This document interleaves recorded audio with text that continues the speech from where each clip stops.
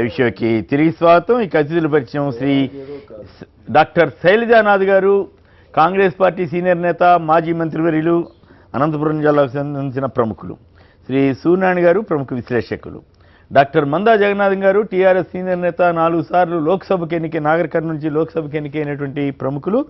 ఇక శ్రీ ఎల్ఎం మోహన్ రెడ్డి గారు, వైఎస్ఆర్ కాంగ్రెస్ పార్టీ రాష్ట్ర కార్యదర్శి, అనంతపురం నుంచి ప్రత్యక్ష ప్రసారం ద్వారా అందుబాటులోకి వస్తున్నారు. ఇక ఎండ లక్ష్మీనారాయణ గారు, భారతీయ జనతా పార్టీ సీనియర్ నేత, శాసనసభలో ఆ పార్టీకి నేతగా కూడా పనిచేసినటువంటి సీనియర్ ప్రముఖులు. వారు కూడా మనతో చర్చలో పాల్గొంటారు. ఇక ఈరోజు రాజకీయాల్లో అబద్ధాలు ఆడకుండా ఉండడం సాధ్యమేనా? అబద్ధాలు ఆడకపోతే రాజకీయాల్లో షైన్ అవగలరా? వైఎస్ జగన్మోహన్ రెడ్డి గారు, వైఎస్ఆర్ కాంగ్రెస్ పార్టీ అధినేత, విపక్ష నేత, రాజకీయాల్లో అబద్ధాలు ఆడితే ప్రజలు తాట తీస్తారనేటువంటి అభిప్రాయం రావాలి. లేకుంటే చంద్రబాబు నాయుడు గారు లాంటి వారు ఏకంగా ఇంటికో విమానం ఇస్తారని కూడా అంటారని చెప్పి వారు వ్యాఖ్యానించారు. మరి జగన్ గారు నిజంగానే అది ఆచరణ సాధ్యమేనని ఫీల్ అవుతున్నారా? మరి ఇక్కడ ఉన్నటువంటి సీనియర్ నేతలు కానీ, మరి విశ్లేషకులు కానీ వీళ్ళంతా ఎట్లా ఫీల్ అవుతారు? రాజకీయాల్లో అబద్ధాలు చెప్పకుండా ఉండడం సాధ్యమేనా? ముందుగా శైలజానాథ్ గారు.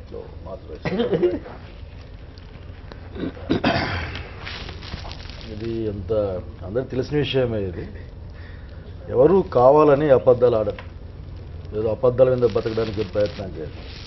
కాకపోతే రాజకీయాల్లోకి వచ్చినప్పుడు ముఖ్యంగా చంద్రబాబు నాయుడిని మీరు మెన్షన్ చేశారు కాబట్టి, ఆయన రిఫర్ చేశారు, ఇంటికో విమానం ఇస్తానంటారు, ఆయన రిఫర్ చేశారు కాబట్టి, సరే చంద్రబాబు నాయుడు గారు అవసరం కొద్దీ అనేక మాటలు మాట్లాడతారు. 400 ఎన్నికల హామీలు ఇచ్చి ఉన్నారు. చివరికి స్వర్గాన్ని భూమి మీదకి తెస్తానని చెప్పేంత వరకు ఆఖరికి నన్ను గెలిపించండి అని. సో ఆచరణ సాధ్యంగాని ఇవ్వడం, అదనేమంటారు, ఎన్నికల హామీలు ఇవ్వడం, వాటిని చేయలేకపోవడం చూస్తూ ఉన్నా. బహుశా ఆ కాంటెస్ట్లోనే జగన్ రెడ్డి ఆ మాట మాట్లాడి ఉంటా అనుకుంటా ఉన్నా. సో సాధ్యమైనంత వరకు ఐ హోప్ దట్ ప్రతి ఒక్కరు కూడా అబద్ధాలకు దూరంగా బతుకుతారనుకుంటారు. బట్ అధికారం అనేది ముందుకు వచ్చినప్పుడు చంద్రబాబు నాయుడు గారు ఇష్టానుసారం ఎడాపెడా హామీలు ఇచ్చేసేసి ప్రతి ఊరు పోతే, బహుశా మీరు పోతే మీకు హామీ ఇచ్చి ఉండేవాడు ఆ రోజున. అఫ్ కోర్స్ మీ ఉద్యోగం మీకే అనుకుంటా కదా, సెకండ్ ఇష్యూ అది. మొత్తం మీద అధికారాన్ని ఆయన అట్లా తెచ్చుకున్న తర్వాత రోజుకు అబద్ధం చెప్పి ప్రయత్నం చేస్తాం అతను. బహుశా తనకి అబద్ధాలు చెప్పేది అలవాటుగా మారిపోయింది, లేక నిజమని నమ్మే భ్రమలో ఉన్నది. పాపం నిజంగా చంద్రబాబు నిజమే నమ్ముతున్నాడు నాకు అనుకుంటున్నా ఒకసారి. అబద్ధాలే. ఎందుకంటే ఇప్పుడు చైనాకి వెళ్తాడు, చైనా ప్రభుత్వం సాయం చేస్తుంది అంటాడు. ఎవరైనా మా ఇంటికి వస్తామంటే వస్తాంలేనా అంటారు కదా. మన రష్యా ప్రధాని వస్తా అని చెప్పాడు, ఎందుకు రానని చెప్తున్నాడు కదా, రండి మా ఇంటికంటే వస్తామంటారు కదా. సో ఇట్లా చంద్రబాబు నాయుడు మాస్కో కార్పొరేషన్ భవనాలు అదే ఇప్పుడు అంటే ఇప్పుడు సింగపూర్ అదే అడిగేది ఏమంటే, ఇప్పుడు సింగపూర్ వాళ్ళకి ఏదో కాంట్రాక్ట్ ఇచ్చే ఒప్పుకున్నాడు కదా, అగ్రిమెంట్ కూడా చేసుకున్నాడు, తెల్ల అగ్రిమెంట్లు నల్ల అగ్రిమెంట్లు అన్నీ చేసుకున్నాడు కదా. మరి రష్యా వాళ్ళు ఏం కడతారు వచ్చి ఇక్కడికి వచ్చి? సో ఇట్లా అతను ఏదో అప్పటికప్పుడే ఏది మాట్లాడి తప్పించుకు తిరుగువాడు ధన్యుడు సుమతి అని తప్పించుకు తిరిగి ప్రయత్నం చేస్తూ ఉన్నాడు. ఉదాహరణకి నాకు బాగా గుర్తుంది, ఆ మచిలీపట్నం పోర్టు ఇష్యూలో అబ్బా ఎంత యాగి చేశారు ఆ రోజున. అసలు కాంగ్రెస్ పార్టీ భూమి ఎత్తపోయేటట్లు అసలుకి మేమేదో కొన్ని వేలు, అది కూడా లోకల్ కూడా వాళ్ళతో మాట్లాడి మేమంతా కొన్ని వేలు 1800 చిల్లర అంత బస్ కరెక్ట్గా 2 అరే దానికి ఆ రోజున పెద్ద యాగి చేసి పోయి ఏదో మాట్లాడి గొడవ చేసి ఏదో చేశాడు అక్కడ. అవును, మొన్న బందర్ నుంచి ఒక మిత్రుడు ఫోన్ చేశారు మన ప్రోగ్రామ్, ఫోన్ చేసి సార్ ఇక్కడే బందర్ కోనేరు సెంటర్లోనే చంద్రబాబు గారు నిలబడి ఈ పోర్టుకి ఇన్ని 1000 ఎకరాలు ఎందుకు, 1200 ఎకరాలు సరిపోద్ది 5 అని చెప్పారండి. మళ్ళీ ఆయన ఇచ్చేవి ఇప్పుడు 1,05,000 ఎకరాలు అంటున్నారు. అదే ఇప్పుడు అదే 1,50,000 ఎకరాలు, 5,000 లక్ష ఎకరాలు పోర్టు వరకు 22,000 ఎకరాలు అన్నారు. అదేనా 1,00,000 ఎకరాలని తీసుకునే ప్రయత్నం. అట్లాగే అనేక అంశాలని అసలుకి ఎన్ని మాటలు మాట్లాడి చంద్రబాబు లేస్తేనే మాట్లాడాడు ఆఖరికి. కనుక చంద్రబాబు గారు అబద్ధాల ప్రపంచంలో నిజమని నమ్మి, లేకుంటే భ్రమల్ని నిజమని నమ్మి బతికే ప్రయత్నం చేస్తూ ఉన్నాడు. కనుక జనం నమ్ముతున్నారా? అబద్ధాలు నమ్ముతారా, నిజాలు నమ్ముతారా? అంటే జనం దగ్గర ఒక ఇష్యూ ఉందండి. జనంని మనము కెనాట్ అసెస్. ఎందుకంటే నేను ఫెయిలింగ్ వి పీపుల్, అట్లా పాత్రికేయ మిత్రులు కానీ లేకపోతే మిగతా వాళ్ళు కానీ చాలా ఫెయిల్ అవుతుంటాం ఆఖరికి. కానీ జనం ఏం ఆలోచిస్తాడనేది ఆఖరి అర్థం కాదు. ఉదాహరణకి అబద్ధాలు కూడా నమ్ముతారు బాగా. ఉదాహరణకి ఎలక్షన్లో వచ్చింది, మన ఎలక్షన్లో నేనైతే బాబు గారు గెలుస్తారని అనుకోలేదండి నేను. ఓకే, బాబు మంచి, కానీ బాబు గారు గెలిచేశారు ఆఖరికి. అంటే ప్రజలు నేను కొద్దిమంది అడిగా, ఉత్సాహం కొద్దిగా పొలిటికల్ పర్సన్గా అడిగితే బాబు గారు అయితే పని చేస్తారనుకున్నాం, బాబు గారు చాలా చేశారు, చాలా చేస్తారని. సో ఇట్లా ప్రజలు తమని మళ్ళీ నమ్ముకునే ప్రయత్నం చేస్తారు. ఓకే. సో ఇది ఒక mysterious phenomena, complicated mysterious phenomena.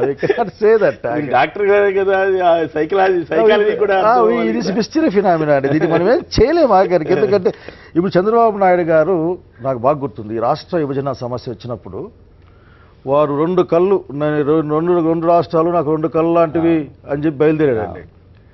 అనుకున్నాను విజయవాడ పరిసర ప్రాంతాల్లో అతను అడ్డుకుంటారు జనాలు, ఎందుకంటే పెద్ద ఎత్తున ప్రతి ఒక్కరు రోడ్లకి రంగులు కట్టుకొచ్చారు కదా ఆ రోజున రాష్ట్ర ఐక్యంలో.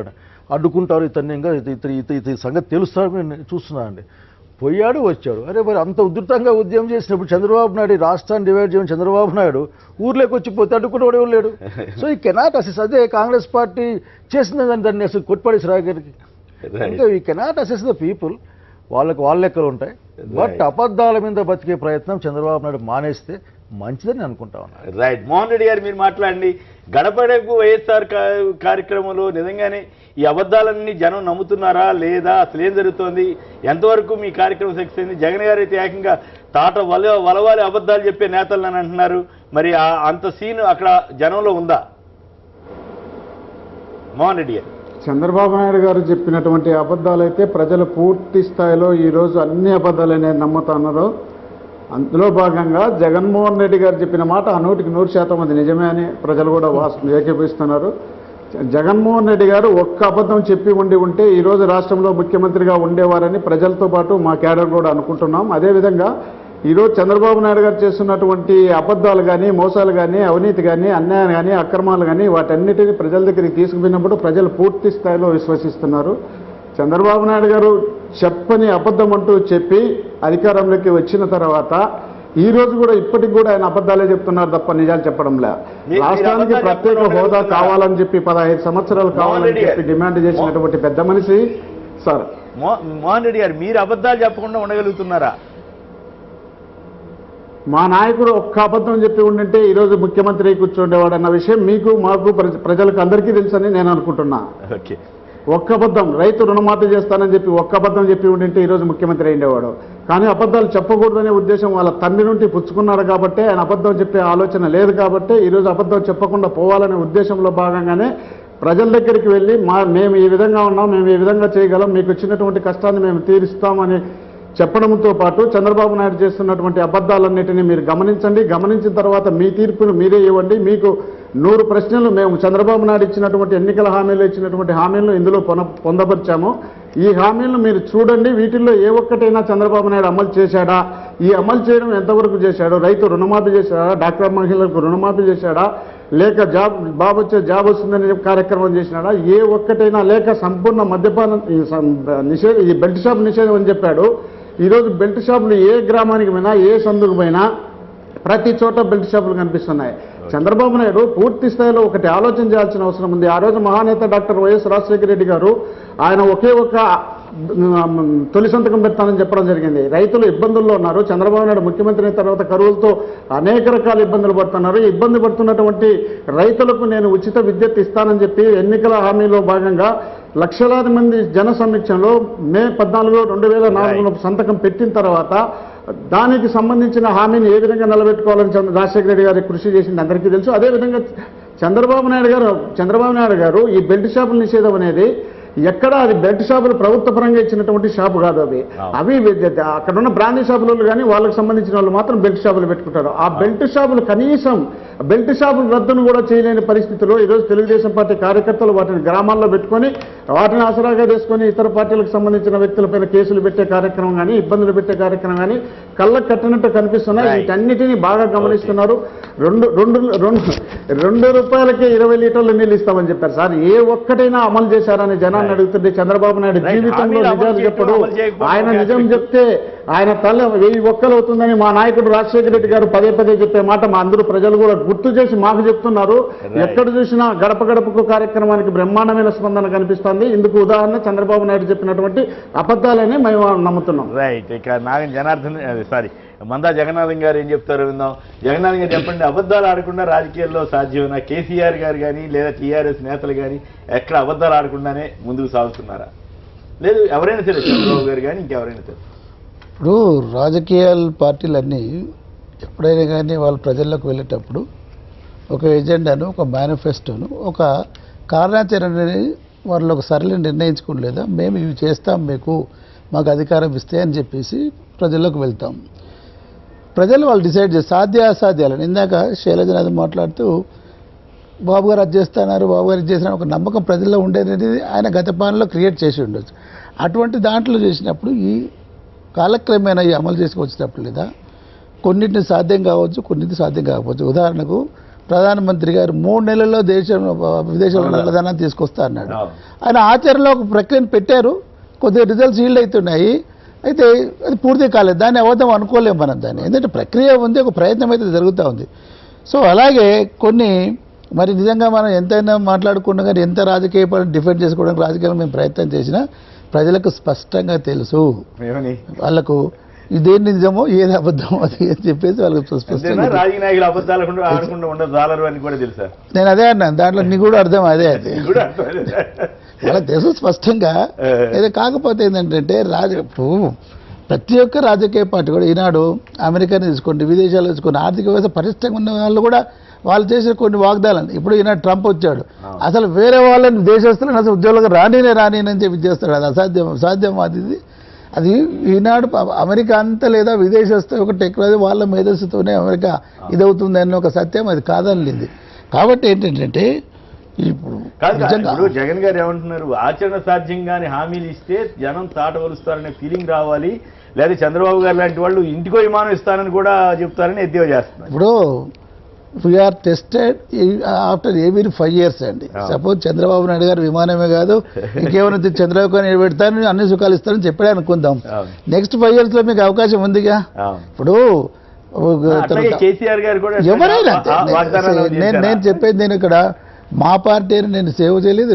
సహజంగా జనరల్గా రాజకీయాలు ఇప్పుడు మా పార్టీ విషయానికి వచ్చినప్పుడు మేము ఉద్యమ పార్టీలో ఉన్నప్పుడు లేదా కొన్ని ప్రయత్నాలు చేసాం, చెప్పాం, వాటిని అమలుకు ప్రయత్నం చేస్తాం. ఇప్పుడు కాకపోతే ఏంటంటే కొన్ని లీగల్ పరంగా కొన్ని లేదా కొద్ది వీటిలో ఉన్న వాటిలో ఉంది. అది ఆల్మోస్ట్ మేము ఇప్పుడు రిజర్వేషన్ గురించి చెప్పాము. చెప్తే రిజర్వేషన్ ఇష్యూ మాకు బాగా తెలుసు ఏంటంటే చెప్పా. అందుకని ఏమన్నారు మొన్న మేము అసెంబ్లీలో తీర్మానం చేసి కేంద్ర ప్రభుత్వానికి పంపిస్తాము. ఇప్పుడు తమిళనాడులో సాధ్యమైంది ఒకటి, అటు తమిళనాడులో సాధ్యమైంది, ఇక్కడ సాధ్యం, మనం పట్టుదల ప్రయత్నం చేయాలి. గిరిజనులకి 12%, ముస్లింలకు 12%, 24%, ఆల్రెడీ 45%, ఆల్రెడీ 50% ఉంది. ఇప్పుడు దాదాపు తమిళనాడులో 79% ఉందండి, 69-70 దాకా ఉంది. అయితే ఒక ప్రయత్నం మేమేం చెప్పాలంటే చేసి ప్రయత్నం కేంద్రం మీద ఒత్తిడి తీసుకొస్తాం, మీకు ఇవ్వడానికి ప్రయత్నం చేస్తామని చెప్పేసి చెప్పడం జరిగింది. మన ప్రకటన కూడా చేశారు. ఇప్పుడు ఒక ప్రాసెస్ ఉంటుందండి దాని అబద్ధం కింద ఎట్లా తీసుకుంటారండి. మా ప్రయత్నం ఏం ఇప్పుడు ప్రధానమంత్రి గారు చెప్పినప్పుడు ఆయన ప్రయత్నం చేస్తున్నారు, అది ఈ రోజు సమస్య కాదు. ఇంటికి 15 లక్షలు ఇస్తారన్నప్పుడు మరి జనం నమ్ముతారు కదా, ఓహో నిజంగానే మన ఇంటికి 15 లక్షల రూపాయలు వస్తాయి కాబట్టి డబ్బు పంచారండి, డబ్బు ఎవరైనా 15 లక్షలు ఇస్తారని చెప్పేసి మోడీ గారి బీజేపీ ఎన్నికల వాగ్దానం కదా. అది అట్లా కాదు, 2 లక్షలు నేను చెప్తాను లక్ష్మణ్ గారు.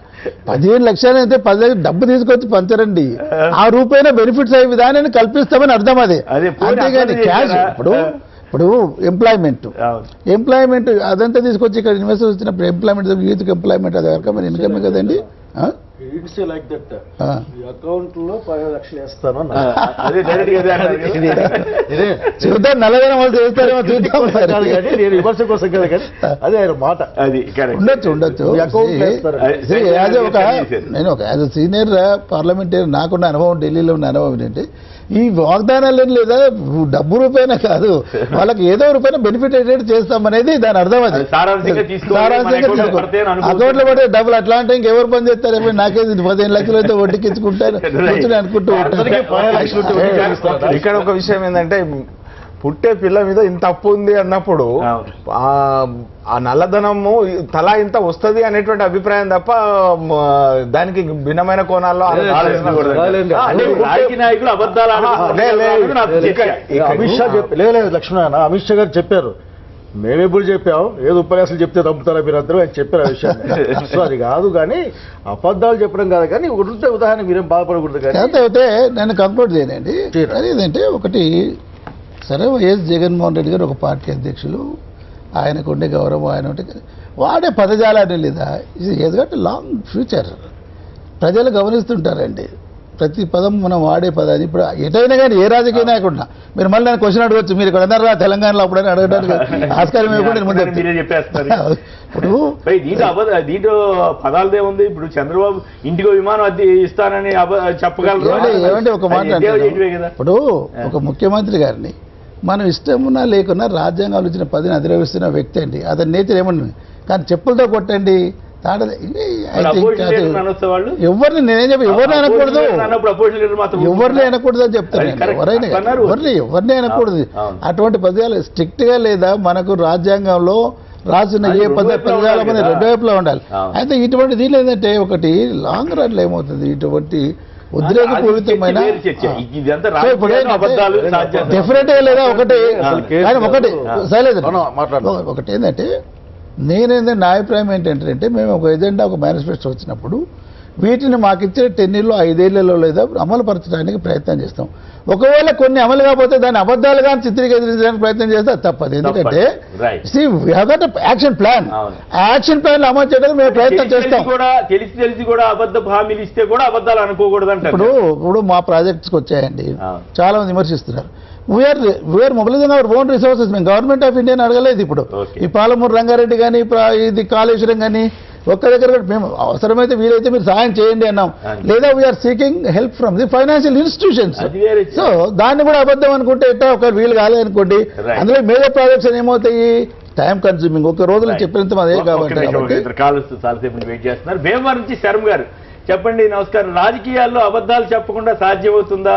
జనం అబద్ధాలకే ఆకర్షితులవుతారా, నిజాలకు ఆకర్షితులవుతారా? నమస్కారం అండి. నమస్కారం. మాట్లాడండి ప్లీజ్, మాట్లాడండి. మీరు టీవీ వింటూ మాట్లాడకూడదు దయచేసి. అక్కడ ఉన్న పెద్దలందరికీ నమస్కారం అండి. మాట్లాడండి. నా అభిప్రాయం ఏంటంటే అసెంబ్లీ ఎలక్షన్ ముందర జగన్ గారు అసెంబ్లీ ఎలక్షన్ ముందర జగన్ గారు అసెంబ్లీలో ఉండుంటే ఆయన దిగుతాడు ఎవరు ఎన్ని అబద్ధాలు అంట. జగన్ గారు మంచి నాయకుడు అండి, బాగా సత్తా ఉన్న నాయకుడు. అక్కడ శైలనాథ్ గారు ఉన్నారు చూడండి, ఆయన కూడా సత్తా నాయకుడు. అటువంటి నాయకుడు కావాలండి మాకు. శైలనాథ్ గారు నాయకుడు కావాలండి. మరి ఓడగొట్టారుగా మీరే, అసెంబ్లీలో ఉన్నాడు కదా మరి. చెప్తాను, కాంగ్రెస్ పార్టీ ఓటేరు సార్. చుట్టాలందరూ హైదరాబాద్ లో ఉన్నారు, మేము కాంగ్రెస్ కి ఎలా ఓటేస్తాం సార్? ఓటు ఇవ్వండి కాంగ్రెస్ కి. మేము మా చుట్టాలందరూ శైలనాథ్ గారు ఖచ్చితంగా వైఎస్ఆర్ పార్టీలు కాడాలి వేళ. బ్రహ్మాండమైన ఆయన వచ్చింది. వేరే చర్చలండి. రైట్. లక్ష్మణ్ గారు మీరు చెప్పండి. రాజకీయాల్లో అబద్ధాలు కేసీఆర్, ఇప్పుడు చంద్రబాబు గారి అబద్ధాల గురించి జగన్ గారు విమర్శిస్తున్నారు. కేసీఆర్ గారి అబద్ధాలు ఉన్నాయా లేవా? అసలు ఏంటి మీరేమంటారు? లేదు మోడీ గారి అబద్ధాల గురించి మిగతా వాళ్ళు మాట్లాడారు.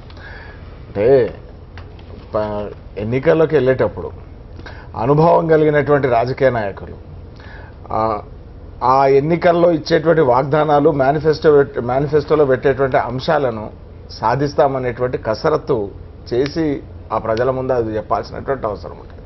ఏ రకంగా సాధిస్తామనేటువంటి విషయాన్ని కూడా మనం వివరించాల్సినటువంటి అవసరం ఉంటుంది. ఇవాళ డబుల్ బెడ్రూమ్ది 2 సంవత్సరాలు అయింది, 22 లక్షల మందికి రావాల్సిందే. ఇవాళ 2200 కాదు కదా, పైన 200 మాత్రమే ఇవాళ పని. నాకు అవకాశం ఇవ్వాలి తర్వాత. నేను ఉద్దేశం ఏదైతే ఉందో కార్యాచరణ దానికి అనుగుణంగా ఉండాల్సినటువంటి అవసరం ఉన్నది. వాళ్ళ ఆ కార్యాచరణ అనుగుణంగా లేకపోతే అది ప్రజలను మభ్యపెట్టడం అవుతుంది.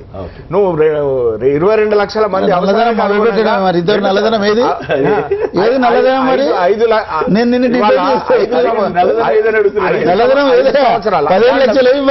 మీరు దాన్ని ఒక్కటే ఏదైతే బయట దేశాల్లో దాచినటువంటి నల్లధనం, అశోచాం అటువంటి వాటి లెక్కలను కనుక ప్రజల మీద భాగిస్తే ఇంత వస్తుంది అనేటువంటి అభిప్రాయం చెప్పడం జరిగింది. కానీ ఏ ఖాతాలో జమ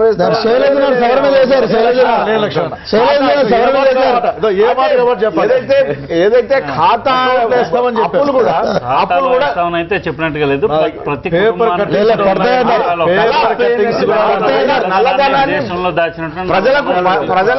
ప్రజల మధ్య డివైడ్ చేస్తే ఇంత వస్తుంది తలకు అనేటువంటిది అప్పు ఎంత అయితే వేరే ఆ వ్యాసాల్లో రాస్తారు.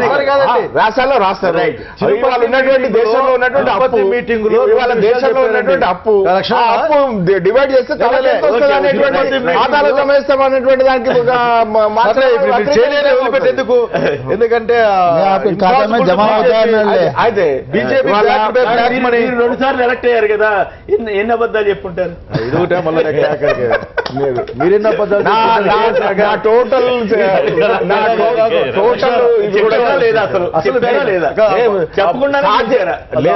పెట్టేటువంటి ప్రయత్నాలు, మభ్య పెట్టేటువంటి వాగ్దానాలు కేసీఆర్ గారు మీరెన్ని అబద్ధాలు చెప్పి ఉంటారు? నాకేం అవసరం అండి, నేను రాజకీయాల్లో ఉన్నానా పెట్టాను. రాజకీయ నాయకుల అబద్ధాలు చెప్తారు, పాత్రికేయులు చెప్పరు, చెప్పరు. వాట్ ఈస్ దిస్ విషయం అండి?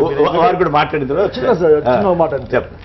దీంట్లో ఒక నాకేంటంటే ఇప్పుడు వాగ్దానాలు, హామీలు అమలు కాకపోవడం అబద్ధాలు ఒకటి. రెండోది జీవితాల్లో కూడా పొలిటికల్ సాధ్యం కాదనేది పార్టీ వ్యవహారాలండి. ఎందుకంటే ఉదాహరణకి చంద్రబాబు నాయుడు గారు మాది బీసీల పార్టీ అంటాడు. సీట్లు ఏమో వేరే వాళ్ళకి ఇచ్చేసి మళ్ళీ బీసీలకు మేలు చేస్తుంటారు. అది అబద్ధం కింద లెక్కేయండి. అట్లాగే నాకు బాగా గుర్తుంది, అసలుకి జగన్ రెడ్డి గారు కూడా మా ఎంపీ సీట్ బీసీలకు ఇస్తా అని చెప్పారండి. అప్పుడు జగన్ రెడ్డి గారు దాన్ని మళ్ళీ ఎంపీలు కూడా మళ్ళీ ఇంకోరికి ఇచ్చేసారండి. మా ప్రిన్సిపాల్ గారికి ఇచ్చారండి. ఏమంటాయంటే రాజకీయాల్లో ఆ రోజున్న పరిస్థితుల్లో కొన్ని నిర్ణయాలు తీసుకుంటారు. అవి కాకుండా ప్రజలకు వాగ్దానం. అంటే ఇక్కడ 2 పాయింట్లు, ఒకటేమో పార్టీ పరంగా ఉన్న ఇష్యూస్ ని బట్టి తీసుకోవడం, నిర్ణయాలు తీసుకోవడం. 2 ప్రజలకు హామీ అదే అబద్ధం కింద హామీ ఇచ్చినప్పుడు అది అమలు చేయగలిగిన హామీని ఇవ్వడం అనేది ఎవరికైనా మంచిదండి. అంతకంటే ఇంక చెప్పేది ఏం లేదు. రైట్. మాధవరావు గారు ఒకరు హైదరాబాద్ లైన్ లో ఉన్నారు. మాధవరావు నమస్కారం చెప్పండి. రాజకీయ నాయకులు అబద్ధాలు ఆడకుండా ఉండగలరా? చెప్పండి మాధవరావు గారు. నమస్కారం, మాట్లాడండి. నమస్కారం, మాట్లాడండి ప్లీజ్. ఇప్పుడు అబద్ధాలంటే, హలో మాట్లాడండి ప్లీజ్. అబద్ధాలంటే ఇప్పుడు ఆపరేషన్ దుర్యోధన సినిమా చూసారు సార్ మీరు? చెప్పండి. ఆపరేషన్ దుర్యోధన సినిమాలో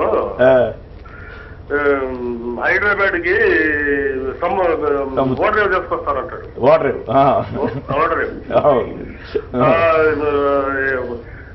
సముద్రం లేకుండా 3 గంటల్లో సంపూర్ణ జీవితాన్ని చూపిస్తారండి. ఏ రాజకీయ నాయకుడు అటువంటి నాకు తెలిసి అటువంటి వాగ్దానం చేయరు. అంత అబద్ధాలు ఆడకూడదు కదా. అంత అబద్ధాలు ఆడకూడదు. కొంతవరకు ఓకే చేస్తారా మీరు? రైట్. ప్రసాద్ గారు విశాఖపట్నం నుంచి. ప్రసాద్ గారు నమస్కారం, మాట్లాడండి. నమస్కారం. మీరు ఎంతవరకు అనుమతిస్తారు రాజకీయ నాయకులు అబద్ధాలు ఆడటండి? పని జరగదు కదండి. పని జరగదా? అంతేనా? జనానికి అబద్ధాలు రుచిగా ఉంటాయా? డెఫినెట్ గా. ఎందుకంటే ఈ ప్రాంతీయ నాయకులు అవనండి, రాష్ట్రంలో అవనండి, దేశంలో అవనండి, ఓన్లీ పార్టీ సింబల్స్ మీద ఎలక్షన్స్ పెడితే ప్రజలు అదిగా ఎవరు చెప్తారు? ఇప్పుడు అభ్యర్థి ఒక్కొక్క అభ్యర్థి 4 మందిలో ఉంటారు. రైట్. అంచేతను ప్రతి పార్టీ కూడా కాంగ్రెస్ అవనండి, పార్టీలు అవనండి, ఓన్లీ నెక్స్ట్ ఎలక్షన్స్ లో పార్టీలు అభ్యర్థుల పేరు లేకుండా వేసే పరిస్థితి రావాలంటారు. ఎలక్షన్ లో అప్పుడు ప్రజలు చెప్తారు. మొత్తం వ్యవస్థనే మార్చాలని మీరు సలహా ఇచ్చారు, మంచి సూచన చేశారు. కానీ మన చేతులు లేదు. ఓకే, ప్రపోర్షనేట్ సిస్టమ్ ప్రకారం జరగాలని. సుందరయ్య గారు నాకు తెలిసి ఆయన జీవితాంతం దామాషా పద్ధతిలో ఎలక్షన్ జరగాలని డిమాండ్ చేస్తూ ఉండేవాడు. పాపం అది ఎవరు పట్టించుకోలేదు అనుకోండి. చెప్పండి, కంప్లీట్ చేయండి. అభిప్రాయం మారాలంటే ఇదే కరెక్ట్. సింబల్స్ మీద ఓన్లీ ఎలక్షన్ జరిపించమనండి. అవును. అప్పుడు దాన్ని బట్టి వ్యక్తులతో సంబంధం లేకుండా పార్టీల పరంగా, విధానాల పరంగా నిర్ణయాలు తీసుకునే పరిస్థితి. ఇక్కడ 2 పదాలు. ఒకటి మీరు చెప్పింది రాజకీయ నాయకులు, రెండో పదం మీరు ఉపయోగించింది అబద్ధాలు. ఈ రెండిట్ల పదాల్లో రాజకీయ నాయకులకి రాజనీతిజ్ఞతకి డిఫరెన్స్ ఉంది. రాజనీతిజ్ఞతని స్టేట్స్మెన్ అంటారు. రాజకీయ నాయకుల్ని కొంతమంది రాజకీయం చేస్తూ వాళ్ళకి నాయకత్వం వహించడం. సో వాళ్ళు రాజకీయ నాయకులు ఎప్పుడు కూడా వర్గ ప్రయోజనాలను ఎక్కువ ఆశిస్తారు. సో రాజనీతిజ్ఞుడు జాతి ప్రయోజనాలను ఆశిస్తాడు. సో జాతి ప్రయోజనాలను ఆశించే వాళ్ళని స్టేట్స్మెన్ అంటారు. సో రాజకీయ నాయకులు పొలిటికల్ లీడర్స్. అది సో పొలిటికల్ లీడర్స్ ఖచ్చితంగా అబద్ధాలు, వాళ్ళ తప్పనిసరి పరిస్థితుల్లో అబద్ధాలు ఆడాల్సిన అవసరం వాళ్ళకి వస్తుంది. సో ఖచ్చితంగా వాళ్ళ అబద్ధాలు ఆడాల్సిన పరిస్థితి వాళ్ళకి వస్తుంది, చేస్తారు. అంటే అది పబ్లిక్ ఒపీనియన్ని బిల్డప్ చేసే క్రమంలో ఆడతారు. నెక్స్ట్ రెండోది అంటే చెప్పినండి ఒకటి వాస్తవాన్ని దానికి విరుద్ధంగా చెప్పడం అబద్ధం అవుతుంది. బట్ వాగ్దానం చేయటం అన్నది అది అబద్ధం కింద రాదు. సో వాగ్దానం అన్నది, హామీ అన్నది దట్ ఈస్ డిఫరెంట్. అదేంటి, అది ప్రజలు ఆశ కల్పించడం, అంటే పబ్లిక్ ఒపీనియన్ బిల్డప్ చేసే క్రమంలో మేము ఇది చేస్తాం, మేము అధికారంలోకి వస్తే ఇది చేస్తాం. కానీ అల్టిమేట్గా ప్రజాస్వామ్యంలో ఏంటి, ప్రజల దగ్గర ఒక అత్యున్నతమైనటువంటి ఆయుధం ఉంది, అది ఓటు. కాకపోతే ఏంటంటే డెమోక్రసిక్ ప్రాసెస్లో రోజు ఎన్నికలు జరుపుతూ పోలేం. సో అందుకనే ఒక 5 సంవత్సరాల కాల వ్యవధి ఇచ్చారు. ఆ కాల వ్యవధిలో వీళ్ళు ఇచ్చినటువంటి వాగ్దానాలను నెరవేర్చడంలో విఫలమైతే కనుక ప్రజలు కూడా బేరీజ్ అనుకుంటారు. అంటే ప్రజలు కూడా ఎలా బేరీజ్ చేసుకుంటారంటే, చంద్రబాబు విమానం కొనిచ్చేస్తానంటే నమ్మేసి ప్రజలు ఓట్లేస్తే అది ప్రజలు పూలిస్తారని కూడా. ఎందుకంటే ప్రజాస్వామ్యం ఇది. ప్రజాస్వామ్యంలో ప్రజలు వాళ్ళ రిసోర్సెస్, చంద్రబాబు నాయుడు కానీ లేకపోతే కేసీఆర్ కానీ లేకపోతే మోడీ కానీ జోబులో నుంచి డబ్బులు తీసుకొచ్చి ఇవ్వరు. అది ప్రజాధనం. బేసిక్ ఈక్వేషన్ ప్రజాధనం. సో ప్రజల ఆ రిసోర్సెస్ ప్రభుత్వాల దగ్గర ఉంటే, అంటే ఎక్కడి నుంచి తీసుకొస్తాడు, విమానం కొనిస్తాడు అయితే ఆ విమానానికి సరిపడగా ప్రజల దగ్గర నుంచే తీసుకుంటారు అంతే తప్ప వాళ్ళ ఇక్కడ రెండే. ఒక్క నిమిషం చెప్పను. ఇక్కడ ఏంటంటే, ఒకటి ఆ మనిషి వాగ్దానం చేసేటటువంటి మనిషి ఈ విధమైనటువంటి సంపదను సృష్టించగలడా ఒకటి. రెండోది, ఓకే ఇంత సృష్టించకపోయినా ఎంతో కొంత డెలివరీ చేయగలడా, దీన్ని బట్టి ప్రజలు ఓట్లు వేయడం జరుగుతుంది. అట్లాగే తదుపరి ఎన్నికల్లో కూడా వాళ్ళ ఓట్లు ఇన్ని వాగ్దానాలు చేసాడు, ఇందులో 99లో 100 చేయలేదు కాబట్టి మేము ఓటు వేయమని అనరు. రకరకాల వాళ్ళ ఈక్వేషన్స్ ఉంటాయి, వాళ్ళకి సంబంధించి వేసుకుని అప్పుడు వాళ్ళు సాటిస్ఫై అయితే. ఉదాహరణకి రుణమాఫీ తీసుకుందాం, ఇక్కడ కానీ ఇక్కడ 1,00,000 అన్నారు, అక్కడ అపరిమితంగా టోటల్ గా అప్పుడు 90,000 89,000 కోట్లు ఉన్నాయని అన్నారు. అన్ని మేము చేస్తామన్నారు. అది తర్వాత మేము అట్లా కాదు ఇట్లా కాదని మార్చారు. అది అబద్ధం కింద తీసుకుంటారా లేకపోతే వాగ్దాన భంగం కింద తీసుకుంటారు? అది వాగ్దాన భంగం కింద వస్తుంది. ప్రజలు కనుక తెలిసి కూడా రెండు విషయాలు అక్కడ ఏంటంటే, అసలు రుణమాఫీ చేయొచ్చు వాస్తవంగా, అది ఎలా చేయాలన్న దాన్ని వాళ్ళు చూసుకోవాలి. అంటే అబ్నార్మల్. ఇప్పుడు చంద్రబాబు నాయుడు గారు పాదయాత్ర స్టార్ట్ చేశాడు. పాదయాత్ర స్టార్ట్ చేసినప్పుడు దాన్ని వాగ్దానం చేశాడు. వాగ్దానం చేసి తర్వాత పాదయాత్ర ముగించాడు. ఆయన ఏదో కట్ ఆఫ్ డేట్ పెట్టాలి. అంటే అప్పుడు తర్వాత జనాలు ఎలా అనుకుంటారు, ప్రజలు కూడా సరే ఈయన వాగ్దానం చేశాడు కాబట్టి 90,000 కోట్లు సాధ్యమేనని జనాన్ని నమ్మించడం అబద్ధం అవుతుందా వాస్తవం అవుతుందా? ఇప్పుడు ఒకటండి, నేను చెప్తాను. ఇప్పుడు యూపీఏ ప్రభుత్వం చేసింది. యూపీఏ ప్రభుత్వం కేంద్ర ప్రభుత్వం కాబట్టి ఆర్బీఐ వాళ్ళ కన్సర్న్లో నడుస్తుంది కాబట్టి ఆర్బీఐ దానికి అనుమతించింది. వాళ్ళు కూడా 5 దఫాలుగానే ఇచ్చారు. ఓకే, అది రాష్ట్ర ప్రభుత్వానికి వచ్చేటప్పటికి ఆర్బీఐ అక్కడ అనుమతి ఇవ్వలేదు. ఇక్కడ పాయింట్ ఒకటి ఉంది, చెప్పండి. యూపీఏ ప్రభుత్వం ఎన్నికల వాగ్దానంలో ఇప్పుడు చెప్పలేదు, చెప్పకుండా చేసిన వాగ్దానం ఎన్నికల ముందు చెప్పింది. ఎన్నికల ముందు తదుపరి ఎన్నికల కోసం చేశారు. కరెక్టే, కానీ వాళ్ళు వాళ్ళ వాగ్దానం కాకపోవచ్చు, కానీ వాళ్ళు కూడా ప్రధానమైనటువంటి పాయింట్ ఇంకోటి డిఫెండ్ చంద్రబాబు నేనేం డిఫెండ్ చేయట్లేదు. వాగ్దాన భంగం నేను చెప్పాను కదా, అది వాగ్దాన భంగమే అవుతుందని చెప్పాను. ఇంకోటి ఏంటంటే, ఇప్పుడు మీరు అన్నారు ఏది యూపీఏ ప్రభుత్వం ఇచ్చిందని, దాన్ని అంగీకరిస్తాం, ఇవ్వలేదని ఎవరు అంటలేదు. కానీ డెమోక్రటిక్ ప్రాసెస్లో మీరు ఒక బడ్జెట్ ప్రవేశపెడుతున్నారు అంటే యాక్చువల్గా ఆ బడ్జెట్ సంవత్సరానికి పెట్టాలి మీరు బడ్జెట్. కానీ they have encroached to the future years budget. సరే అట్లా చంద్రబాబు వాగ్దానం వేరు, బడ్జెట్ వేరు. బడ్జెట్ అన్నది ఏంటి, వాగ్దానం అంటే బడ్జెట్ 1 ఇయర్ బడ్జెట్. యూపీఏ ప్రభుత్వం 70,000 కోట్లు రైతులు రుణమాఫీ చేసింది. అదే ఎన్డీఏ ప్రభుత్వం 1,30,000 కోట్లు అదానీలకు అంబాయిలకు మాఫీ చేసింది. కనుక ఆఖరికి అదానీలకు అంబాయిలకు మాఫీ చేయడం కరెక్టా, రైతులకు మాఫీ చేయడం కరెక్టా?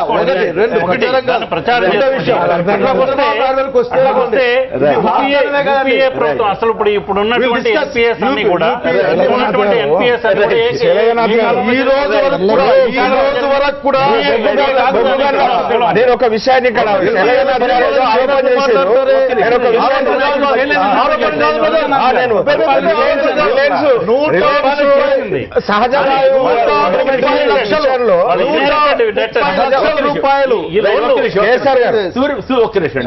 సూర్యప్రకాష్ గారు తెలుగుదేశం నాయకులు లైన్ లో ఉన్నారు, వారు మాట్లాడడానికి ముందుగా జైకర్ విస్తరణపేట నుంచి జైకర్ మాట్లాడండి. జైకర్, హలో, సూర్యప్రకాష్ గారు మాట్లాడండి. సూర్యప్రకాష్ గారు. పెద్దలు వాగ్దాన భంగం జరిగింది రుణమాఫీ విషయంలో అంటున్నారు. చంద్రబాబు నాయుడు గారు మొత్తం రుణమాఫీ చేస్తారన్నారు. రుణమాఫీలో వాగ్దాన భంగం జరిగిందని ఎవరో పెద్దల పేరు నాకు తెలియదు, ఆ పెద్దలు అడుగుతున్నారు చెప్తున్నారు. అయితే ఇది ఒక విషయం పెద్దల దృష్టి తీసుకొని వస్తున్నా. 55 లక్షల మంది రైతు రుణాలు రుణమాఫీ చేస్తుంది ఆంధ్రప్రదేశ్ ప్రభుత్వం. అందులో 31,40,000 రైతులకు ఒకేసారి 50,000 అంతకంటే లోపు ఉన్నారు ఒకేసారి రుణమాఫీ చేశారు. వాళ్ళంతా వాగ్దాన బంధంలో లబ్ధి పొందలేదా సార్? రాష్ట్రం కష్టాలలో ఉన్న ఇప్పటికే 11,500 మొత్తం 24,500 కోట్ల రుణమాఫీ చేయబోతున్నాం. ఒకవేళ జగన్మోహన్ రెడ్డి ముఖ్యమంత్రి అయితే 24 రూపాయలు రుణమాఫీ చేసేవాడు ఆయన. ఓకే, 24 రూపాయలు జగన్మోహన్ రెడ్డి అబద్ధాలు చెప్పాలని దాన్ని తెలుగుదేశం పార్టీ సాధ్యం చేసి చూపించాం సార్. ఓకే, అట్లా కదా. బాగా చెప్పారు. ఒక్క నిమిషం మోహన్ రెడ్డి గారు.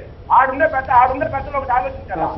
ఓకే, భారతదేశంలో 29 రాష్ట్రాలు చంద్రబాబు నాయుడు గారు ముఖ్యమంత్రి కాకమునుపు ముఖ్యమంత్రి కావాలనే ఉద్దేశంలో 90,000 కోట్ల రూపాయలు రుణమాఫీ చేస్తానని బేషరతుగా రుణమాఫీ చేస్తానని చెప్పిన మాట వాస్తవమా కాదా అన్న విషయం తెలుగుదేశం నాయకులు గుర్తుంచుకోవాలి. అదేవిధంగా చెప్పండి, కంప్లీట్ చేయండి సూర్యప్రకాష్ గారు, కంప్లీట్ చేయండి. కాదు ఇప్పుడు అట్లాగా ఇష్యూ ఏంటంటే మీరు కాదు ఒక్క నిమిషం సూర్యప్రకాష్ గారు ఓకే ఒక్క నిమిషం మీరు మీ వాదన బాగానే ఉంది. అయితే చెప్పిన దాని ప్రకారం చేశారా? రైతులకు రుణాల మాఫీ అన్న దాంట్లో వడ్డీకే సరిపోయిందనే విమర్శలు వస్తున్నాయా, రావట్లేదా? అంటే 90,000 కోట్లు చేస్తామని చెప్పారా, లేదు ఇంతే చేస్తామని హామీ ఇచ్చారా ఆ రోజున అనేది పాయింట్. అది చర్చ. అంటే ఇందుకే మీరు మాట్లాడారు. అది కాదండి, వాగ్దానం కాదు. సూర్యనారాయణ గారు, సూర్యప్రకాష్ గారు, మీరు మీ ఎన్నికల మేనిఫెస్టో చూడండి. బేషరతుగా అన్ని అప్పుల్ని మాఫీ చేస్తానని చెబుతూ మాట ఉందండి. ఈ రాష్ట్ర పరిస్థితుల్ని గమనించి 9 ఏళ్ల ముఖ్యమంత్రి నా అనుభవంతో ఈ అన్ని పనులు చేసి పెడతానని చెప్పేసి మీ పార్టీ కేంద్ర ఎన్నికల కమిషన్ కి మాట కూడా ఇచ్చింది. ఈరోజు ఒక సంతకం అండి, అన్ని అప్పులకి మాఫీ చేసి సంతకం పెడితే అయిపోయేది. ఇంత ఇచ్చాం అంత ఇచ్చి మీరే కదా ఇస్తామని చెప్పింది. వాగ్దాన భంగం అనరా దీన్ని? అబద్ధం కాదులేండి, ఎందుకంటే చంద్రబాబు నాయుడు సత్యవంతుడు, వారు నిజాలు తప్ప ఏది మాట్లాడరు. కానీ వాగ్దాన భంగం అనరా దీన్ని? ఒక నిమిషం. ఆయన సూర్యప్రకాష్ గారు చెప్తుంది ఏంటంటే వాగ్దానం భంగం అంటూ ఏదైనా ఉన్నా కానీ అది అన్ని విషయాల్లో జరగలేదన్నారు. అంటే ఇప్పుడు 50,000 లోపు అయితే రుణమాఫీ చేశారు. కొన్ని లక్షల మందికి జరుగుండొచ్చు. అప్పుడు కండిషన్స్ పెట్టారా? అంత మేరకు జరగలేదు కదా.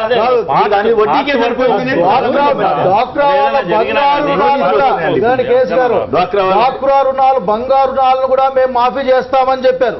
బంగారు రుణాలు ఏదేమంటే ఒప్పుకోవడం మంచిది. సూర్యప్రకాష్ గారు, మేము ఇంత చేసినాం, మేము మీద చేయలేమని చెప్పొచ్చు. లేకపోతే అది వాగ్దాన భంగం కింద కాకేమొస్తుందండి? అబద్ధం మండపలే. నేను అబద్ధం మండపలే అంటే చంద్రబాబు నాయుడు గారు అబద్ధం చెప్పరు, సత్యమే చెప్తారు. వాళ్ళు లిట్మస్ టెస్ట్ లో ఉంటారు. కేఎస్ గారు అనవసరంగా చర్చ పెట్టారు. రాజకీయ నాయకులు ప్రతి చంద్రబాబు నాయుడు గారు నిజాలే చెప్తారు. ఎందుకంటే నేను ఇంత కష్టపడ్డాం కనుక ఎందుకు అనుకోవాలి? రాజకీయ నాయకులు మొత్తం అందరూ నిజాలు. Very sorry. కేఎస్ గారి గురించి చెప్పాలనుకున్న జగన్ రెడ్డి ఏమో నాకు తెలియదు, కానీ రాజకీయ నాయకులు అబద్ధాలు చెప్తారా లేదని చర్చ. అసలు ఏమనుకుంటున్నాడు కేఎస్ గారి? ఇంకా మిగతా వాళ్ళంతా చెప్పరనే మీతో ఇదేదో అట్లా డివైడ్ చేశారనే. ఐఎమ్ కండెమింగ్ దిస్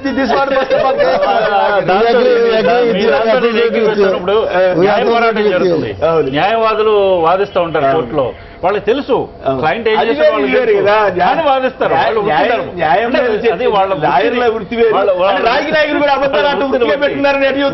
రాజకీయ నాయకులు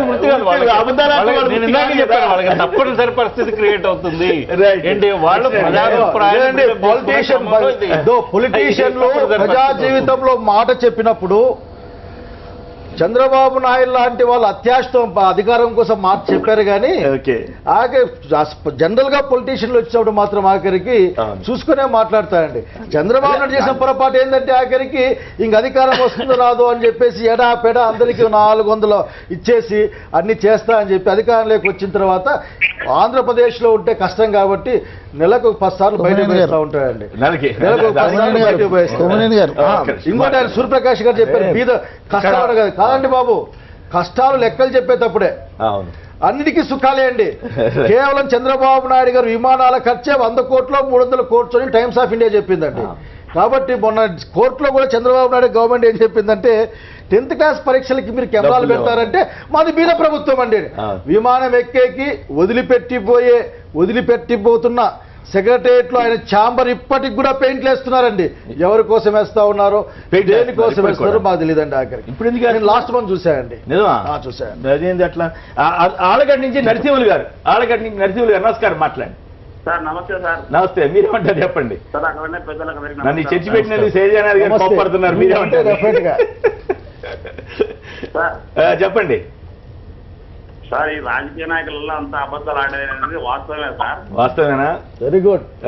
సాక్షాత్తు పార్లమెంట్ లో మన ఆంధ్రప్రదేశ్ విడిపోయేటప్పుడు కూడా ఆ రోజు మన ఇస్తారని ఆ రోజు కూడా వాగ్దానం ప్రధానమంత్రి గారు చేసినప్పుడు కూడా అది కూడా తప్పించి రోజు అమలు చేయకపోవడము. తిరుపతిలో కూడా మన మోడీ గారి ఎలక్షన్ మీటింగ్ లో ప్రత్యేక హోదా ఇష్యూ కానీ 15 సంవత్సరాలు కావాలట. అవునవును, ప్రత్యేక హోదా అని చెప్పినాడు. అన్ని ఇలా అబద్ధాలకి దిగి వస్తాయి సార్. అబద్ధాలు లేకుండా అవినమే కదా సార్ మేమల్లా ఓట్లు వేసింది వీళ్ళకు. అంతేనా? సరే, అట్లయితే శైలజానాథ్ గారు నన్ను కోపడినా మీరు నా మద్దతుకు వచ్చారు. Right, okay. జగన్నాథ్ గారు అబద్ధాలు ఆడకుండా అంటే కేఎస్ గారు ఒక్కరే ఆఖరికి ఏంటి ఒకటి రైట్, ఓకే. సుబ్రహ్మణ్య గారు, నేను ఫస్ట్ చెప్పా ఏదైనా ఒక ఏజెండా మేనిఫెస్టోతో ఏ రాజకీయ పార్టీ అయినా కాలక్రమేణా టెన్యూర్ అయిపోయేలోపు వాటి ప్రయత్నం చేస్తున్నాం. ఇప్పుడు రుణమాఫీ విషయమే తీసుకుందాం. చెప్పిన తర్వాత ఏమైందంటే ఆర్థిక వనరులు తీసుకొని ఏ విధంగా రుణమాఫీ నేను దానికే వస్తున్నాను. ఎందుకంటే ఏంటంటే ఇప్పుడు యూపీలో మేము అప్పుడు ఉన్నాం ఎంపీగా, వాళ్ళు రుణమాఫీ చేస్తామని చెప్పిన తర్వాత ఆ స్టాచ్యూట్ వర్కౌట్ చేసుకుని 5 విడతలుగా ఇచ్చారండి. వాళ్ళకి వెలుసుబాటు ఏముంది, రిజర్వ్ బ్యాంక్ వాళ్ళు ఉంది కాబట్టి ముందు 10,000 కోట్లు 10,000 కోట్లు ఇట్లా ఇచ్చారు. ఈవెన్ ఆడిటర్ వాళ్ళు సిఐజీ వాళ్ళు వీళ్ళని తప్పుపట్టారు కూడా. దీంట్లో దాదాపు 30 to 40% ఫ్రాడ్ అయింది అని చెప్పేసి కూడా తప్పు పెట్టారు. దాన్ని రెక్టిఫై చేసుకోవాల్సిన అవసరం లేదు. అటువంటివి దాని ఇప్పుడు ఆ రాష్ట్రమైనా ఈ రాష్ట్రమైనా కానీ లేదా ఇప్పుడు అక్కడ 50,000 ఇస్తున్నారు, ఇక్కడ మేము ఇప్పుడు 3వ విడత ఇస్తాం. స్పష్టంగా చెప్పాం బ్యాంకర్స్కి, లేదా మేము వడ్డీ మేమే భరిస్తాం, వడ్డీ గురించి మీరు వాళ్ళని ఇప్పుడు కొంతమంది అలిగేషన్ ఏంది, వీళ్ళు ఇచ్చిన డబ్బులు వడ్డీలకే అయితేనే అసలు పోవట్లేదు అని చెప్పారు. తప్ప బ్యాంకర్స్ చెప్పేది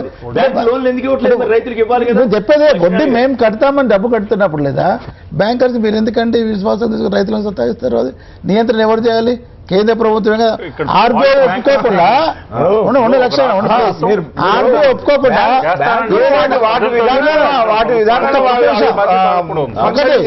రాష్ట్ర ప్రభుత్వం లక్ష్యం ఉండండి. దాని పరిధిలో ఉన్నటువంటి కట్టాల్సినటువంటి అమౌంట్ మొత్తం కట్టాల్సినటువంటి అవసరం ఉన్నది. అది అంతేకాదు, ఎలక్షన్లలో ఇంట్లో ఉన్నటువంటి ప్రతి ఒక్కళ్ళకు రుణ మాఫియా అనేటువంటి వాగ్దానాలు చేసి మేము చెప్పిన దాంట్లో స్పష్టంగా చెప్పాలి బ్యాంకర్స్ క్రియేట్ చేస్తారు.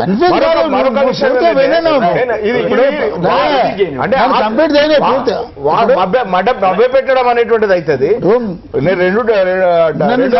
ఇల్లు విషయాల్లో కూడా ప్రజలలో దాని మీద ఇప్పుడు 2 సార్లు 3 సార్లు చెప్తున్నారు.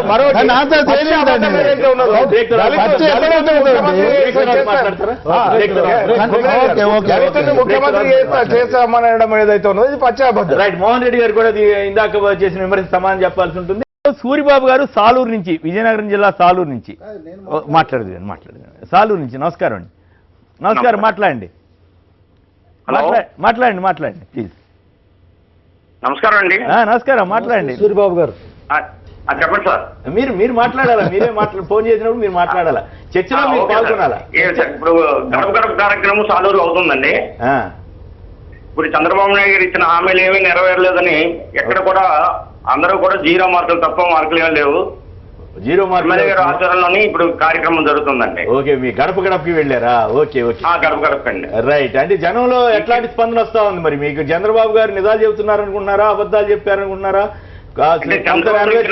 అబద్ధాలే చెప్తున్నారు కానీ నిజాలు ఏం చెప్పడం లేదండి. ఎందుకంటే ఇచ్చిన ఆయన వచ్చినప్పుడే ఆయన ఇచ్చిన హామీలన్నీ కూడా నెరవేరలేదు, అన్ని మోసపూరితమైన హామీలు ఇచ్చారని ప్రజలు అనుకుంటున్నారు. అప్పుడు ఎట్లా ఓట్లేశారు? మోసపూరితం తెలిసి కూడా ఎట్లా ఓట్లేశారు మరి? నమ్మారు అప్పుడు? సార్ అప్పుడు జనం ఎట్లా ఓట్లేసారు వేసినాడు అప్పుడు అన్ని ఆయన ఇచ్చిన హామీని నెరవేరుస్తున్నారు అందరూ అనుకుని ఇస్తారండి. సూర్యబాబు వేయలేదు. మోహన్ రెడ్డి గారు ఇందాక సూర్యప్రకాష్ గారు చేసిన విమర్శ మీరే సమాజం చెబుతారు, అట్లాగే వీరు కూడా అడిగారు శైలజానాథ్ గారు. నా టైం కట్ చేశారు మీరు. మీకు ఇస్తాను. అందులేండి, దాని లాగి. మోహన్ రెడ్డి గారు, చంద్రబాబు నాయుడు గారు 93,000 కోట్ల రూపాయలు రుణమాఫీ చేస్తారన్న విషయం సూర్యబాబు గారికి తెలుసా లేదా? ఒకటి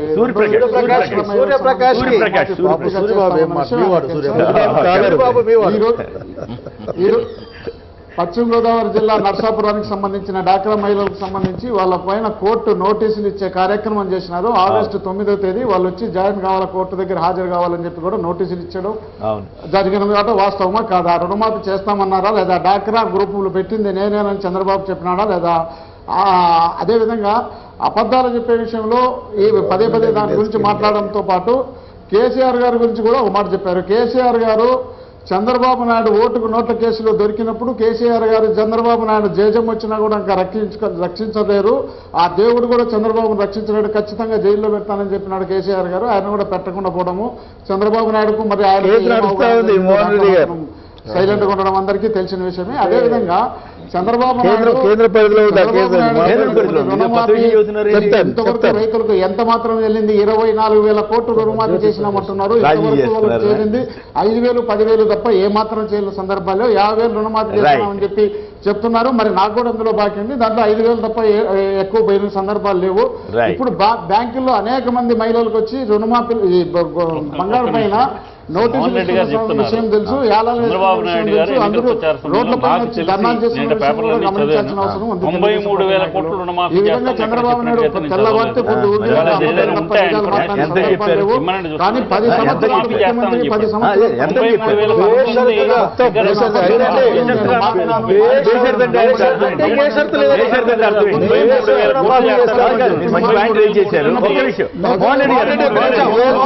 లక్ష్యం చెప్పాను, మీరు లక్ష్యం చెప్పారు. కాదు మీరు మా ఇంట్లో రుణమాఫీ అండి, ఇచ్చిన మాట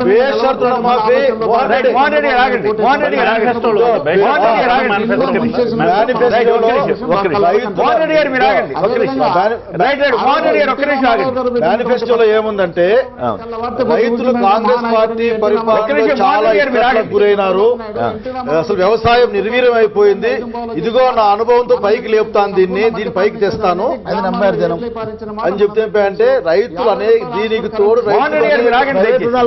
తోడు రైతులకు అనేక రుణభారంతో ఆఖరికి ఉరి పాశాలు అవుతున్నాయి. బేషరతుగా అన్ని రైతుల రుణాలు మాఫీ చేస్తాను అని చెప్పాడు. ఒకటి అంటే అలాగే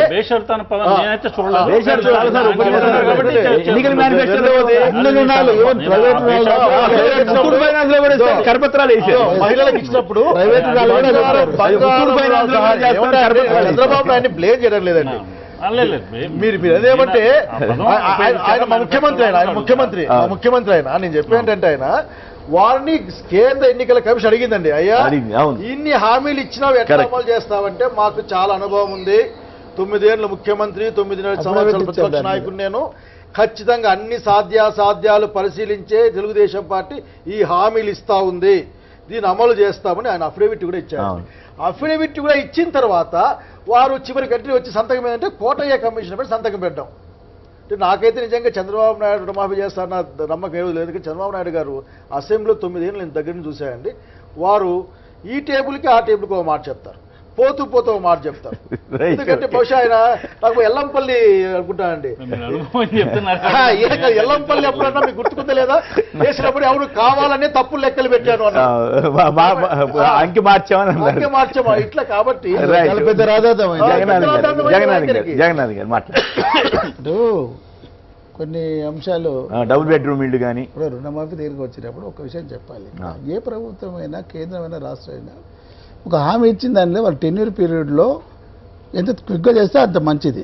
ఒకవేళ ఒకసారి చేస్తే బాగుండేది. కానీ ఆర్థిక వ్యవస్థను దృష్టిలో పెట్టుకున్నప్పుడు స్పష్టంగా మా తరఫున అయితే అంటే మేము ఎన్నికల చెప్పాము. మేనిఫెస్టో తయారు చేసేటప్పుడు please. ఆర్థిక వ్యవస్థను నేను ఒక ప్రశ్న వేస్తాను. ఇప్పుడు, ఆర్థిక వ్యవస్థను దృష్టిలో పెట్టుకుని ఎన్నికల్లో హామీలు ఇవ్వాలా, హామీలు ఇచ్చిన తర్వాత గెలిచిన తర్వాత అభ్యుపాయ ఈ సమస్యలను నేను చెప్పాలా? You are absolute right. అవును. కాకపోతే ఏంటంటే ప్రభుత్వానికి ఉన్న వనరులు లేదా ప్రతిపక్షాలు వేరే పార్టీలకు ఆర్థిక ఇవన్నీ స్టడీ చేసేంత మీరు అడగచ్చు, మీరు అదే కూడా మాట్లాడతారు అనొచ్చు. మీరు అంత తెలివిగా తప్పుకుంటారని నేను చెప్పను. కాకపోతే లక్ష రూపాయలు హామీ ఇచ్చారండి. మేము- లక్ష రూపాయలు హామీ ఇచ్చిన రోజు తెలంగాణలో ఒక్కసారి చేస్తామని చెప్పారా, దశల వారీ చేస్తామని చెప్పారా?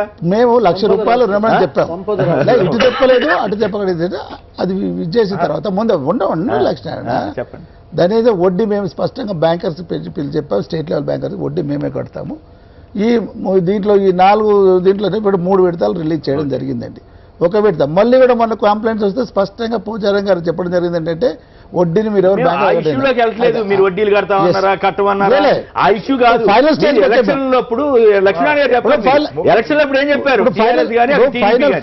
ఫైనల్ దీన్ని ఇవ్వడానికి కూడా లేదా ఇప్పుడు ఆలోచిస్తాను తీసేస్తే పోద్దని. మీరు ఆలోచిస్తారు. అది అబద్ధం ఎట్ట అవుతుంది చెప్పండి. అవును. అట్లయితే నువ్వు వాటికి ముందే నన్ను చెప్పని నేను మీరు లక్ష్మణ నేను నువ్వు అడిగే జవాబు చెప్పని దాటేయడం కాదు. ఇప్పుడు దళిత ముఖ్యమంత్రి అంటున్నాడు. నేను ఆ పార్టీలో ఆనాడు ఉన్నాను, ఈనాడు ఉన్నామా, అప్పుడు చేసింది 3-4 నెలల ముందు లేదా ఒక రెజల్యూషన్ పాస్ చేసింది. టీఆర్ఎస్ పార్టీ ఏంటంటే కేసీఆర్ గారే ముఖ్యమంత్రి గారు ఎలక్షన్ పోయినప్పుడు దళిత ముఖ్యమంత్రిని వెళ్ళలేదండి. కేసీఆర్ గారు ముఖ్యమంత్రి వెళ్ళారు. ముఖ్యమంత్రి మాట్లాడినా లేదా? అట్లయితే అధ్యక్షుడు ఎవరు? 3-4 నెలల ముందు పార్టీ రెజల్యూషన్ పాస్ చేసినాక ఎలక్షన్ మేనిఫెస్టోలో కేసీఆర్ ముఖ్యమంత్రి కాదు అబద్ధం ఎట్టవుతుంది అది అట్లా కదా. అంటే మేనిఫెస్టోలో పెట్టనమాట నిజం. ఏది దళితుడిని ముఖ్యమంత్రి మేనిఫెస్టోలో పెట్టాలి. కానీ తెలంగాణ ఉద్యమ సందర్భంలో తలనరుక్కుంటా గానీ మాట తప్పును అని అన్న మాట వల్ల పార్టీ క్యాడర్స్ యొక్క మొత్తం తెలంగాణ జిల్లాలో ఉన్న ప్రజల యొక్క వాళ్ళ ఆంక్ష మేరకు మేము మేనిఫెస్టోలో ఒకవేళ పెట్టి ముఖ్యమంత్రి అది పోతే తప్పదు. అధ్యక్షుడు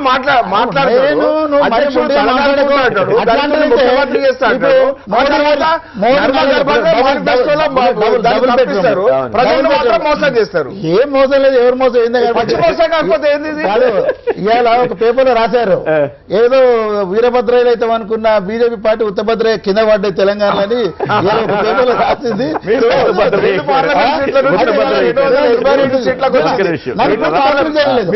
డబుల్ బెడ్రూమ్ మీకు దిక్కులేక అందరినీ కలుపుకుంటా ఉన్నారు. కలుపుకొని ఏమవుతుంది తర్వాత మాట్లాడలేదు. విశ్వాసం కలుపుకుంటే ప్రజలు వచ్చారు. కంప్లీట్ చేయండి. రామప్రకాష్ గారు సచివేట్ నుంచి 60-70 వేల రూపాయలు ఇచ్చేదీన్ని లేదా మేము స్పష్టంగా ఏం చెప్పాం, ఒక మరి లగ్జరీస్ లైఫ్ కాకుండా కంఫర్టబుల్గా ఉండి ఆలోచిస్తాను. అది కాస్ట్ పెరిగింది. 5 లక్షల నుంచి 7 లక్షలు ఇప్పుడు 9 లక్షలు అయింది. టెండర్స్ 2,40,000 టెండర్స్ ఫ్లోట్ చేశారు. ఎవరు రాలేదంట కదా. లేదు అంటే ఇప్పుడు వాళ్ళు కాంట్రాక్ట్ పెంచమంటున్నారు, నెగోషియేట్ చేస్తున్నారు. ఏది రేట్లు పెంచుతారు కాంట్రాక్టర్లకి. ఇప్పుడు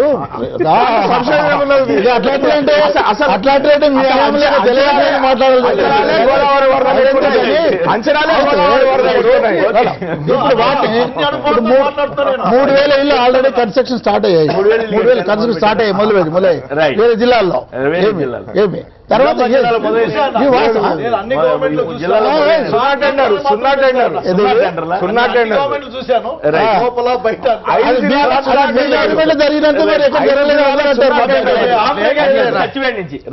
పూర్తి చేయలేదు.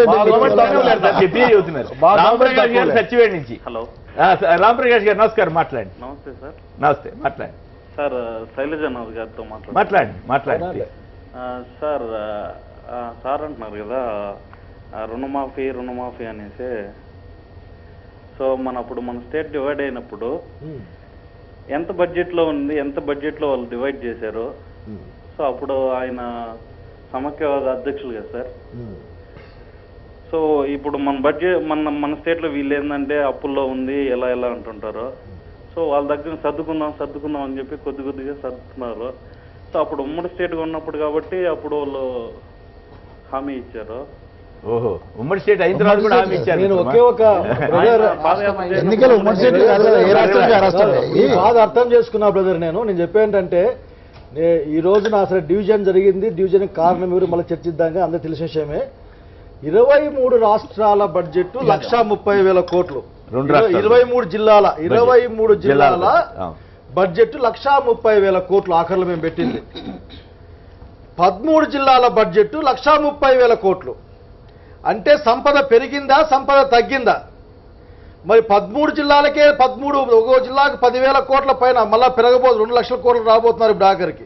2 లక్షల కోట్ల రూపాయలు బడ్జెట్ పెట్టేవాళ్ళు ఎట్లా? అట్లాగే ఆఖరికి మేము కష్టాల్లో ఉన్నామని చెప్పే వీళ్ళు పుష్కరాలకి 1,800 కోట్లు మన ఖర్చు పెట్టారు. పని జరిగింటే పర్వాలే, చంద్రబాబు నాయుడు గారు ఆవేశపడ్డారు, అన్యాయం జరిగిపోయింది ఇక్కడ అని చెప్పేసి. అట్లాగే చంద్రబాబు నాయుడు గారు విమానాల ఖర్చు 300 కోట్ల రూపాయలు. అట్లాగే చంద్రబాబు నాయుడు గారు తిరగడానికి, పోవడానికి, లాడ్జిలకి, వాటికి వీటికి హంగు హార్బాటానికి అంతా 1000 కోట్లు దాటిందని టైమ్స్ ఆఫ్ ఇండియా చెప్పింది, నా మాట కాదు. నేనేమంటా అంటే విభజన చట్టంలో రెవెన్యూ లోటు ఎంత ఉంటే అంత కేంద్రం పూర్తి చేయాలని రాయబడి ఉంది చట్టంలో. మరి చట్టంలో ఉన్న అంశాన్ని తెచ్చుకొని అసమర్థుడా చంద్రబాబు నాయుడు అని నేనంటే మీకు బాధ కలగచ్చు కాక. నేను అసమర్థుడు అంటంలే అయ్యా. రష్యా ప్రధానితోనో, అమెరికా ప్రెసిడెంట్తోనో, లేక మలేషియా, సింగపూర్లో కాదు, వాటికి వెళ్ళి ఆ మోడీ గారి కాళ్ళ దగ్గర కూర్చోకుండా చొక్కా పట్టుకొని డబ్బులు తెచ్చుకుంటే రాజధానికి డబ్బులు వస్తాయి, రాజధానికి డబ్బులు వస్తాయి. 2 లక్షల కోట్ల బడ్జెట్ పెట్టిరనుకోండి, దానికి లోటు పూరించే బాధ్యత కేంద్రం. ప్రధానమంత్రి చొక్కా పట్టుకోవద్దు, ఎందుకంటే ఆయన ప్రధానమంత్రి వాస్తవాలకు భిన్నంగా బడ్జెట్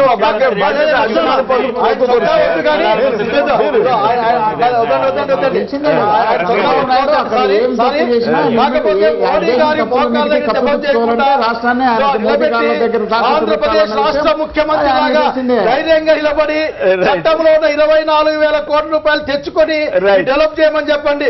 ఆ మలేషియా ఏందండి, సింగపూర్ వాళ్ళు 3,000 ఎకరాలు ఇస్తే అసలు జనాలు తరిమే విధంగా చంద్రబాబు నాయుడు గారిని నేను మనస్ఫూర్తిగా కోరుకుంటా ఉన్నా. బలమైన వెన్నెముక గల ముఖ్యమంత్రిగా పనిచేయమని కోరుకుంటా ఉన్నా. కేంద్రానికి రాష్ట్రానికి ఉన్న సంబంధాల్లో ఈ రాష్ట్రానికి హక్కుగా రావాల్సిన ప్రత్యేక కేటగిరీ హోదా, రెవెన్యూ లోటు అన్ని సంపాదించమని డిమాండ్ చేస్తా ఉన్నా. ఉరుమురుమి మంగళం మీద పడ్డట్టు మోడీ గారి వాళ్ళు చేసినటువంటి రిలయన్స్ సహజ వాయువుకు సంబంధించి కేంద్ర మంత్రిని బదలాయించినటువంటి చరిత్ర కాంగ్రెస్ కు $3,500 ఒక్కొక్క గంటల కుంభకోణంలో కోట్లు మీరు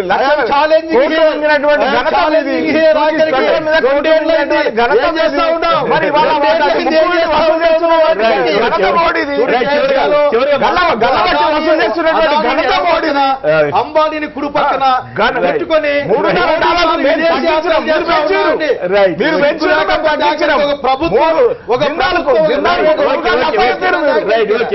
అయితే మొన్న జయరాం రమేష్ గారు ఒక ఆర్టికల్ రాశారు, గుజరాత్ కి కార్పొరేషన్ పెట్టి ఇక్కడ గ్యాస్ తీసుకెళ్లారు, అదంతా పెద్ద బోగస్, 20,000 కోట్ల కుంభకోణం జరిగింది. పార్లమెంట్ లో సభ్యులు వాళ్ళు వాళ్ళు మాట్లాడాలి.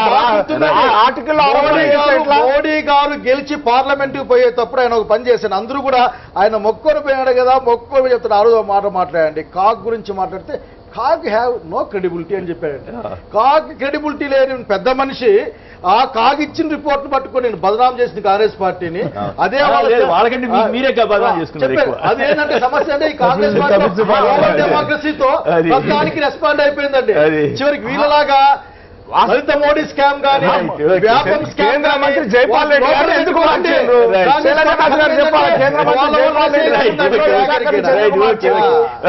చెప్పండి, మల్లన్న సాగర్ విషయంలో అపోజిషన్ అంతా ఇబ్బంది పడుతున్నట్టుంది, వాళ్ళంతా ఒప్పేసుకున్నారంట కదా, హరీష్ రావు గారిది పై చేయనట్లుంది, కేసీఆర్ గారిది. ఇది ఎవరు పై చేయి ఎవరు కింది చెయ్యి కాదు. అక్కడ ఒకటి విషయం, మేము మొదటి నుంచి కూడా ఒకటే విషయం చెప్తా ఉన్నాం, ప్రాజెక్టులు ప్రజలకు అవసరము, కానీ అక్కడ ఉన్నటువంటి భూ యజమానులకు అక్కడ ఉన్నటువంటి గ్రామస్తులకు అందరినీ కూడా అడ్రస్ చేయాలా అనేటువంటిది. అక్కడ ఉన్నటువంటి వృత్తుల మీద ఆధారపడేటువంటి వాళ్ళని కూడా అడ్రస్ చేయాలా. అదే రకంగా వాళ్ళకు న్యాయమైనటువంటి పరిహారం ఇవ్వాలనేటువంటి విషయాన్ని మేము డిమాండ్ చేస్తాం. అదే రైతులు ఒప్పుకున్నారు, వీళ్ళ రాజకీయ కుట్ర బయటపడింది. రాజకీయ కుట్ర గురించి మీరు దిగొచ్చారు, లేకపోతే ముఖ్యమంత్రి గారు చెప్పారు. ఒప్పుకున్నట్టున్నారు 123కే ఒప్పుకున్నారు. ముఖ్యమంత్రి గారు ఏమన్నారు స్పష్టంగా, మీకు జీవో 123 లేక 2013 యాక్ట్ మీ ఇష్టం అని చెప్పారు. వాళ్ళ ప్రకారం ఇస్తున్నాము. మీరు చేసింది ఏంటి? మీరు తగ్గిస్తారు, మల్లన్న సాగర్ లోనేమో కెపాసిటీని పెంచుతారు. అవునండి, దీని మూలం ఏమైంది? 4 జిల్లాల్లో ఆయకట్టు పెరిగింది, 30 లక్షల ఎకరాలు వేస్తున్నారు. హరీష్ రావు గారు మీరు ప్రాణహితలో 16,000 లక్షల ఎకరాలకే కెపాసిటీ వేస్తారు. అడుగుతాను, 640 మీటర్ల ఎత్తులో పాములపర్తి ఉంది, 540 మీటర్ల ఎత్తుల మల్లన్న సాగర్ నది. ఇక్కడ 21 టీఎంసీలు ప్రపోజ్డ్ ప్రాజెక్టు పాములపర్తిలో. దీన్ని తీసుకెళ్లి అక్కడ 51 టీఎంసీల కెపాసిటీకి ఎందుకు చేశారు? దీన్ని ఎందుకు క్యాన్సిల్ చేశారు? మీ ముఖ్యమంత్రి ఫామ్ హౌస్ మీద అందరూ అటాక్ చేస్తారని చెప్పి అవన్నీ కనిపిస్తాయిలే తర్వాత నీళ్ళు వచ్చినా. కానీ ఇప్పుడు మీరు ప్రాణహిత మీ డిజైన్ లో 16 లక్షల ఎకరాలకు మాత్రం మీరు డిజైన్ చేశారు. దాన్ని రీడిజైన్ చేయడం వల్ల ఇప్పుడు ఏంటంటే మేము 30 lakhs ఎకర్లకు 4 జిల్లాలు ఇవ్వబోతున్నాం. అది మంచిదా ఇది మంచిదా? శైలజానాథ్ గారు,